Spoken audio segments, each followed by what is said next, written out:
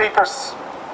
The first is Roisin, who has joined us from Fermanagh, who's going to speak on behalf of the Fianna Victims Group, who campaign on behalf of those in Fermanagh who were injured and killed by both British state forces and Britain's proxy forces in the form of the Loyalist death squads. So I'm going to ask Roisin to say a few words on behalf of Fianna. And ask everyone to give her a round of applause, please.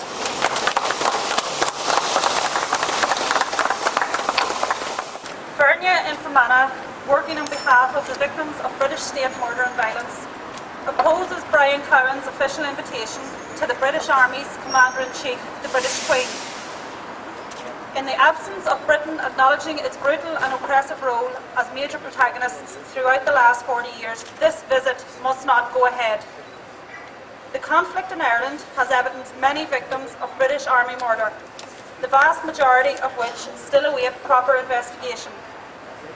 In addition to these murders, the British Army has been responsible for many other heinous acts, including harassment, house raids, verbal abuse, threats, roadside beatings, torture, and collusion with loyalist paramilitaries. The British Army has never been properly held to account for these activities, because they were all sanctioned at the very top of the British establishment. To this day, the British state continues to block all attempts to establish the truth about its role in the conflict. Does Dublin City Council think this is acceptable? The victims of British state murder and violence in Fermanagh certainly hope not. Brian Cowen's welcome to the British Queen came on the very day that he refused to give a commitment to raise the outstanding issue of collusion between the British state and the loyalist paramilitaries with the British Prime Minister. This represents a horrendous error of judgment on his behalf, and an apology should be issued forthwith to the victims of collusion. We do not need to remind the elected representatives of Dublin City Council of the recent Savile report of Bloody Sunday, which exposed to the world just one example of British Army conduct in Ireland. Britain, acting through the British Army and the RUC, and through collusion with the Loyalist death squads, has been responsible for the murders of hundreds of other Irish citizens over the last 40 years. These are the realities that the victims of British state violence cannot forget. For as long as the British state refuses to acknowledge its true malignant role in Ireland, the head of the British state should not be welcomed in any part of Ireland. We seek the support of the elected representatives of Dublin City Council to use their common sense and support the motion opposing a state visit by the British Queen. Yours sincerely, Fianna Fermanagh.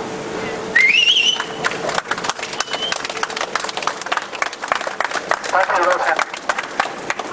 Those who support a British royal visit often say that we are living in the past. Nothing could be further from the truth. The list I am about to read out is made up of just some of the people who have been killed directly and indirectly by the British state. Some died at the hands of the British Army and RUC, others at the hands of the British-controlled Loyalist death squads. Many of those who died were very young when they were killed. They should be still alive today. The British state have forced their friends and families to live in the past, forever thinking of the day they were killed and what might have had happened if they had not been murdered. Nobody has ever been brought to justice for any of their murders. The British state, the British police, the British courts, the British judiciary, the British civil service, the British Parliament and British politicians have made sure of them.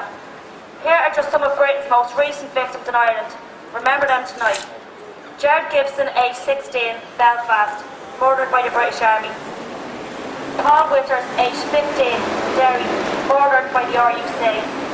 Julie Livingstone, aged 14, Belfast, murdered by the British Army. Edward John O'Neill, aged 39, Dublin, murdered by British-controlled death squad. Thomas Friel, aged 21, Derry, murdered by the British Army.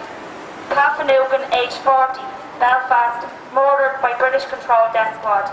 John Dargill, aged 80, Dublin, murdered by British-controlled death squad. Sean Ruddy, aged 19, Muri, murdered by the British Army. Eddie Fullerton, aged 56, murdered by British-controlled death squad. Magella O'Hare, aged 12, Armagh, murdered by the British Army. Siobhan Rice, aged 19, Wexford, murdered by British controlled death squad. Peter McGuinness, aged 41, Belfast, murdered by the RUC. Alex Moorhead, aged 16, Tyrone, murdered by the British Army. John Dempsey, aged 16, Belfast, murdered by the British Army. Brendan Davidson, aged 33, Belfast, murdered by British controlled death squad. Kathleen Thompson, aged 24, Derry, murdered by the British Army. Peggy White, aged 44, Monaghan, murdered by British controlled death squad. Nora McCabe, Belfast, murdered by the RUC. Trevor Bracknell, aged 32, Armagh, murdered by British controlled death squad. Bernard Fox, aged 16, Belfast, murdered by the British Army.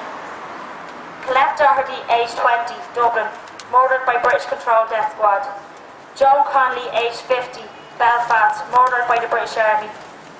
Anne Bourne, aged 35, Dublin, murdered by British controlled death squad. Fergal Carraher, aged 20, Armagh, murdered by the British Army. Paul Moan, aged 15, Belfast, murdered by the British Army. Marie Phelan, aged 20, Waterford, murdered by British controlled death squad. Mervyn and Rosalie MacDonald, aged 26 and 24 years of age, murdered by British controlled death squad. Over the coming weeks and months, there will be many, many more protests, and I would encourage everybody to get involved in it, to get in touch with their local elected representatives and let them know that for as long as Britain occupies Ireland, there will be no royal visits in this state. And if they are foolish enough to bring the so-called British Queen to these streets, we promise them there will not be dozens, but hundreds and thousands of people to greet that Queen on our streets, in our way. And those who think there will be pictures and photographs of children waving Union Jacks are in for a surprise. Those photographs will not be the images that are flashed around the world. The images that will be beamed out on Sky News and on the BBC will be the images of mass protests, of people who refuse to accept British rule in Ireland, of people who refuse to accept that any British royal has any right to be in any part of Ireland at any time. And we send a message to our councillors. The councillors who tonight will vote on a motion on British, or whether or not they should welcome the so-called British Queen to these streets. We appeal to them to stand with the families who buried 30 citizens killed by loyalist death squads in this city. But when we stand here in our lifetime, car bombs designed, built and transported by the British death squads shredded the lives of dozens of our fellow citizens. We will call on those councillors to do the right thing, to stand with the families of the Dublin Monaghan bombings, to stand with the families who buried their children after they've been murdered by plastic bullets. Those same plastic bullets which were fired again in Belfast on Saturday. To stand with the million people in Iraq who lie dead in the ground as a result of the Anglo-American invasion. To stand with the countless thousands of people in Afghanistan who have been killed, who have been made homeless, and who are refugees. We urge the councillors to stand on the side of humanity and democracy and vote in opposition to a British royal visit.